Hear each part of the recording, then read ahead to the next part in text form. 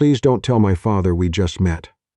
She said it so quietly that Alistair Cade almost missed it beneath the PA announcements echoing through Vancouver International Airport.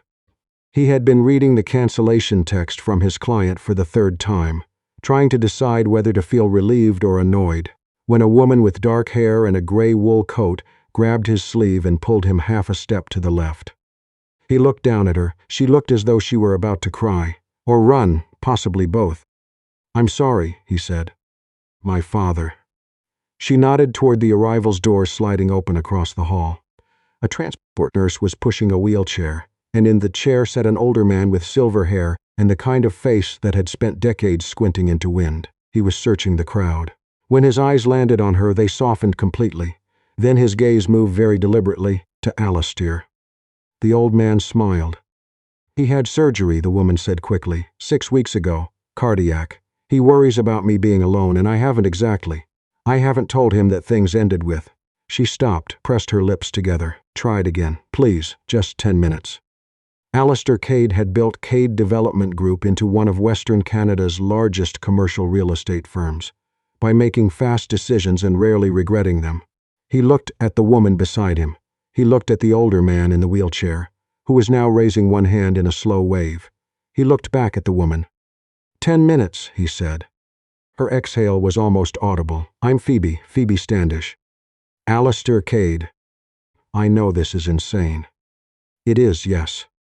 Just follow my lead." "For 10 minutes." "For 10 minutes." They walked toward the doors together. Alistair had a vague impression of height differences, of her shoulder barely reaching his arm, of her walking very fast, for someone seemed to be dreading the next 30 seconds. Rupert Standish had kind eyes and a firm handshake for a man who'd had his chest opened 6 weeks prior. "So," he said, looking up at Alistair with frank appraisal, "you're the one she's been keeping quiet about." "Apparently," Alistair said. Rupert laughed, a short, satisfied sound. "Phoebe never mentions anyone until she's sure. I take that as a good sign." He clapped Alistair's forearm once. "Help an old man with his bag, would you?" Later, loading Rupert's suitcase into the back of Phoebe's Subaru, Alistair leaned down and said quietly, "You could have warned me he was going to shake my hand." Phoebe was already red to the ears. "I panicked." "Your plan was to grab a random man in an arrivals hall. You were just standing there." "I was reading a text." "You looked available." Alistair looked at her. She looked back at him with the expression of someone who had made a series of increasingly questionable decisions and had not yet found the exit. "How did we meet?" he asked. From the front seat, Rupert called back without turning around, "I'd also like to know." They both froze. "Rock climbing," Alistair said. "A cooking class," Phoebe said. Silence. Rupert turned halfway in his seat and looked at them both. He waited. "A cooking class," Alistair said carefully, "at the same rec center where I used to rock climb." Phoebe stared at him. He mouthed, "Rock climbing?" She mouthed back, "A cooking class." Rupert faced forward again. "Close enough," he said, and said nothing else for the rest of the drive. The Standish house sat on a quiet street in South Vancouver, a craftsman bungalow with a generous porch and a garden that had been put to bed for autumn. Alistair helped carry bags inside. He had meant to stay 5 minutes, hand over the suitcase, make a polite excuse about an early meeting. Instead, Rupert pointed at a chair at the kitchen table and said, "Sit." Phoebe put the kettle on with the automatic movements of someone who had done it 1,000 times, and somehow Alistair sat. The kitchen was warm and slightly cluttered in the way that houses become when someone has lived alone for long enough. There were bird guides on the windowsill, a barometer on the wall. A framed nautical chart of the BC coast hung above the table, and in the corner stood a tall, wooden cabinet with glass doors, behind which Alistair could see navigational instruments lined in neat rows, parallel rulers, a sextant, a brass-cased compass the size of his palm. "You sailed?" Alistair asked. Rupert brightened immediately. "Merchant Marine, 27 years. "What route?" "North Pacific primarily, some transatlantic in the early days." He studied Alistair with new interest. "You know boats?" "I know enough to ask the wrong questions and embarrass myself." Rupert laughed. "That's more than most." Phoebe set 3 mugs on the table and sat. She was watching her father the way people watch something they nearly lost, carefully, hungrily, grateful for the ordinary sight of him. Alistair noticed. He looked away before she could catch him at it. Rupert asked where Alistair had grown up. Toronto. Phoebe, unprompted, volunteered that he loved hiking. Alistair started to say he'd never actually. She pressed her knee firmly against his under the table. He amended, I love it in theory. Rupert raised an eyebrow. What does that mean? I love the idea of hiking, Alistair said. The photographs of hiking, the snacks associated with hiking. Phoebe covered her face. Rupert looked delighted. Honest man, he said approvingly. The 10 minutes had long since passed. When Alistair finally stood to leave, it was past 8, and Rupert had gone to bed with the unhurried ease of someone who had spent years keeping watch. Phoebe walked Alistair to the door. Thank you, she said. I know that was completely unreasonable. I was going to say unexpected. Same thing. She was looking at the porch railing as she said it, not at him. He seemed happy. Alistair looked at the same railing, gave it a testing push. The post wobbled distinctly. He frowned. Your railing's loose. She blinked. What? This post. He pressed it again. The whole section shifted. You'll want to get that sorted before winter. Ice on the steps. Someone grabs that rail. I know, I've been meaning to. I can fix it. She looked at him properly then. You don't have to do that. I know. He stepped off the porch and turned up his collar against the October chill. I'll come by Saturday. He was not entirely sure why he said it. He had a full weekend scheduled. He said it anyway. You don't even know where the hardware store is, she called after him. I'll find it, he said without turning around. Saturday morning arrived gray and damp, as October mornings in Vancouver reliably do. Alistair brought coffee, 2 from the Tim Hortons 2 blocks over and 1 double-double for Rupert, whose preference he had gathered from the way the old man had stirred extra sugar into his tea on Thursday.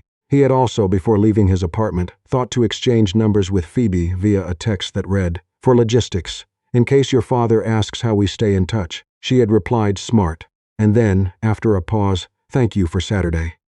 The railing took 40 minutes.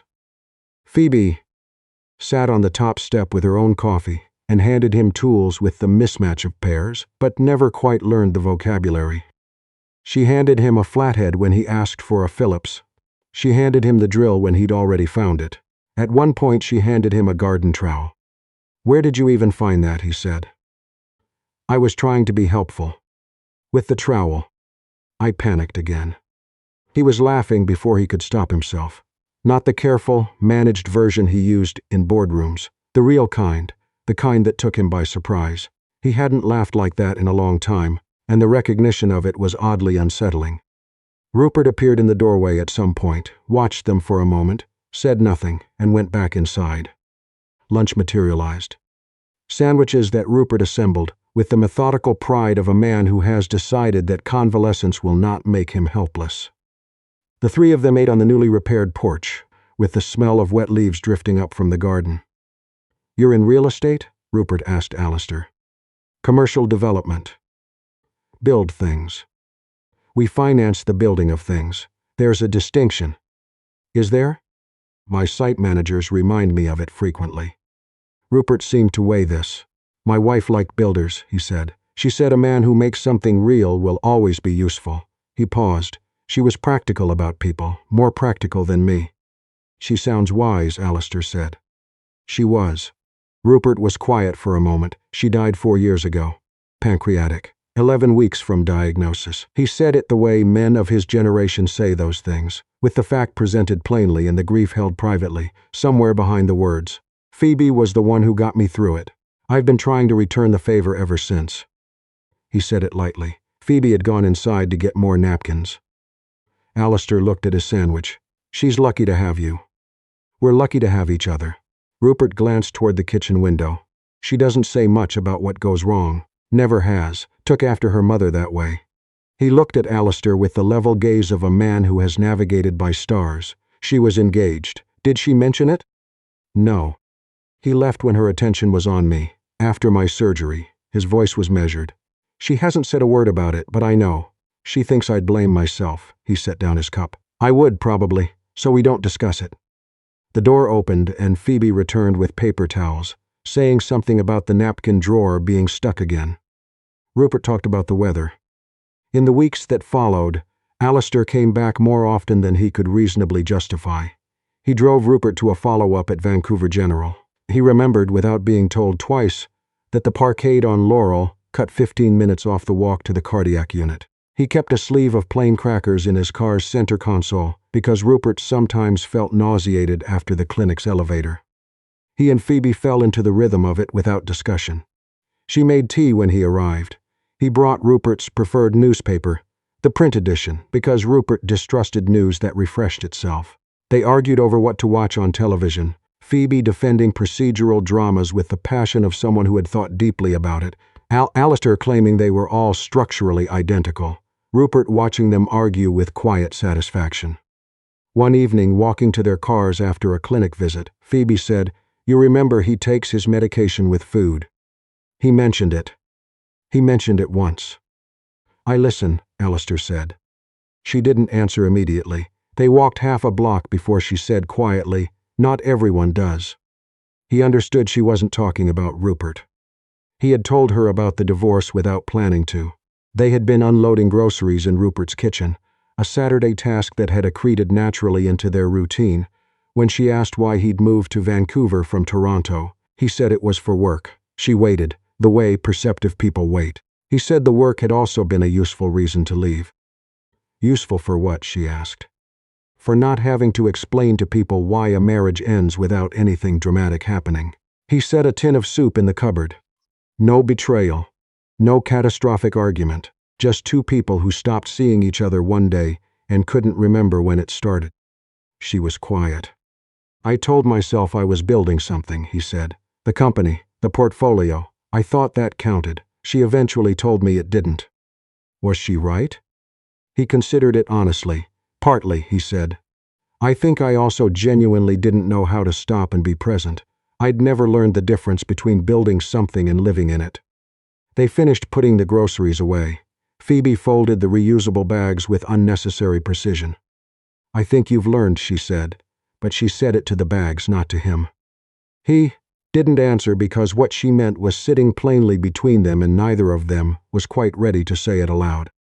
The night Rupert was rushed to hospital, it was Phoebe who called Alistair.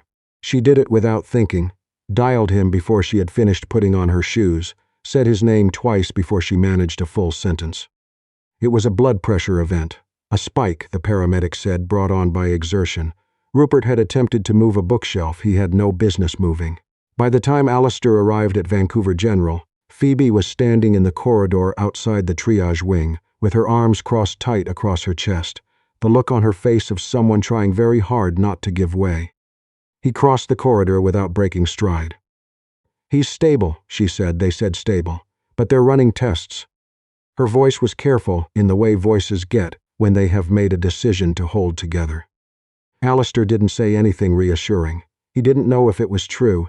He reached for her hand. She looked down at their joined hands. The triage unit was loud and brightly lit, and entirely indifferent to either of them. There was no one to convince, no role to maintain, no father watching from across a room. There was only the corridor and the overhead fluorescence, and her fingers wrapped around his. Neither of them let go. They sat like that for an hour and 20 minutes, until the attending physician came out to tell them that Rupert's blood pressure had stabilized, that his medication was being adjusted, and that he would likely be home by morning, assuming he agreed to stop rearranging furniture. Phoebe closed her eyes. She breathed out slowly. Alistair's thumb moved once across the back of her hand. She noticed. She didn't move. When they finally stood, they were still holding on. Neither made a comment about it. By some unspoken agreement, they let it become simply a thing that had happened.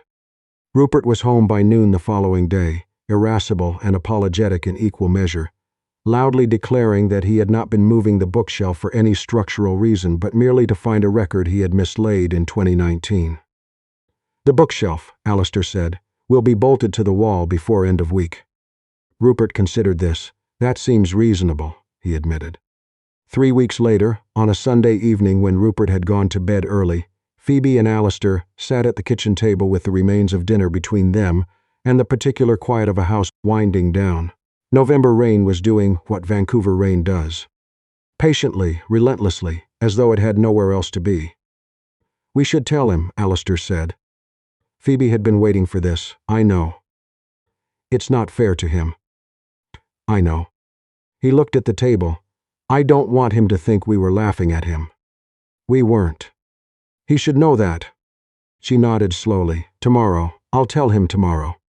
"Together," Alistair said. She looked up. "If that's all right," he said. It was. Rupert was in the living room the next afternoon, working on a navigation chart spread across the coffee table, a hobby that the cardiac surgeon had apparently not specifically prohibited, and which Rupert had therefore decided was permitted. He looked up when they came in with the careful expressions of people about to confess something. He put down his pencil. "Rupert," Alistair began. He steadied himself. "I have to tell you something, and I want you to hear it properly. Phoebe and I didn't know each other before the airport. We'd never met. She asked me to help, and I said yes, and I should have." "I know," Rupert said. Phoebe blinked. "What?" "I've known since that first Thursday." He picked up his pencil, then set it back down. "Rock climbing, cooking class." He glanced at Alistair. "That railing." Alistair frowned. "The railing.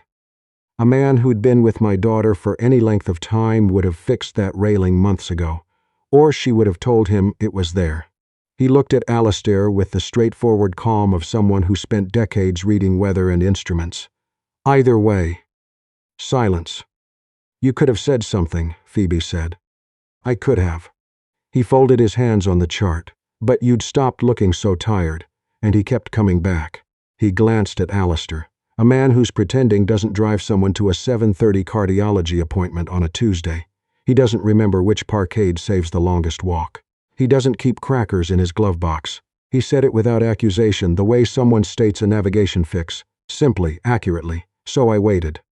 He stood slowly but without complaint and moved toward the wooden cabinet in the corner.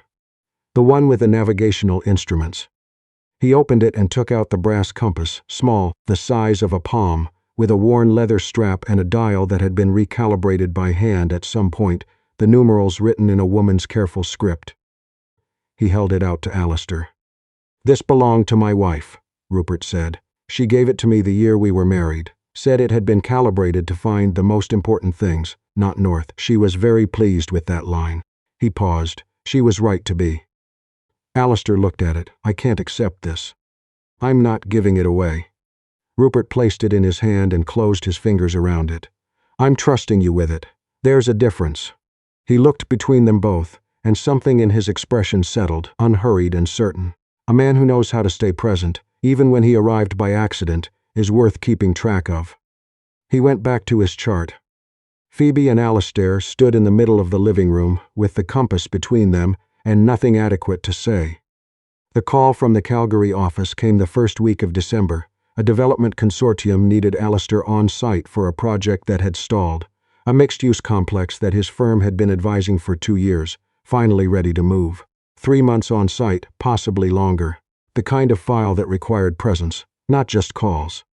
He accepted on a Wednesday. He told Phoebe on a Thursday. She was quiet for longer than he would have liked. "It's the right thing for the project," she said finally. "Yes." "You've been working toward that file for a long time." "Yes." She refilled his coffee cup even though it wasn't empty. "When do you leave?" "Sunday." She nodded. She did not say anything else about it, which was worse than if she had. His last evening at the Standish house, Rupert cooked roast chicken, laboriously, triumphantly, waving off every offer of assistance. They ate at the kitchen table under the barometer and the nautical chart, and Rupert told a story about a storm off Haida Gwaii in 1987 that went on for a satisfying length of time and required no comment from either of them. After dinner, Rupert went to check on something in the garden that they both suspected did not need checking. Alistair set the compass on the table between them. "You should keep it here," he said. "It belongs in this house." Phoebe shook her head. "He gave it to you." "Rupert doesn't give things to people who are passing through." She met his eyes. "He doesn't do that." Alistair picked up the compass. He held it. "I'll call," he said. "You'd better." He almost said something else. The thing that had been sitting between them for weeks, the thing that neither of them had been quite brave enough to name. She waited. He did not say it, and she did not ask him to. He embraced her in the hallway, his arm around her shoulders, her hand briefly at the back of his coat. She held on, then stepped away and held the door, and he walked out into the November dark. He told himself he would not look back. He looked back. She was still in the doorway, one hand on the frame, the porch light making her shadow long. He raised one hand. She raised hers. He did not sleep particularly well on the Sunday flight to Calgary. He called that evening, from a hotel room overlooking the Bow River. The conversation lasted 50 minutes. They talked about Rupert's Tuesday appointment, about a commission Phoebe had taken on in East Vancouver, about the river in the February cold, and whether he had remembered to eat dinner. He had not, in fact, remembered to eat dinner. "There's a Thai place 3 blocks from your hotel," she said. "I looked it up." "You looked it up? Before you called?" He was smiling before he could decide whether to.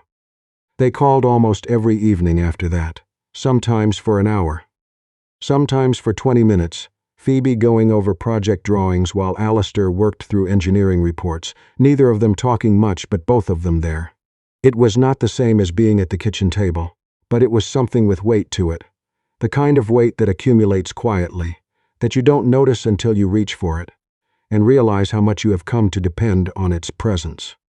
3 months and 11 days after he left Vancouver, Alistair landed at YVR on a Friday afternoon. He had not announced his arrival. He took his luggage and went directly. Phoebe Standish's landscape architecture office was a converted ground-floor space on Commercial Drive, with a large window that caught the afternoon light and several drafting tables arranged toward it. He could see her through the glass before he reached the door. Head bent, pencil moving, the particular posture of someone deep in a problem they are nearly through solving. He stood on the pavement for a moment. The brass compass was in his jacket pocket. He had carried it every day for 3 months without quite acknowledging why. He opened the door. She looked up. Neither of them spoke for a moment. The office was quiet. Outside, the drive was doing what it does on a Friday in February, unhurriedly, without ceremony, indifferent to significance. "You didn't tell me you were coming back," she said. "No." "When did you land?" "An hour ago." She looked at him for a long moment. There was something in her expression that he recognized, because it matched what he had felt for 3 months every time the call ended and the screen went dark and the hotel room reasserted itself around him. "The project," she said. "Wrapped early." He set his bag down. "The site manager is extremely competent, more competent than I was willing to admit in September." She stood, came around the drafting table, stopped 2 feet away. "Alistair." "I know," he said. "I know what I didn't say." She waited. "I came back the first time because of the project," he said, "and I told myself that was the whole of it. Then I stayed because of the appointments and the railing and the television arguments, and I told myself that was reasonable too." He took the compass from his pocket, held it between them. "I'm not very good at admitting when something has already become the most important part." The compass sat in his open palm, its dial steady.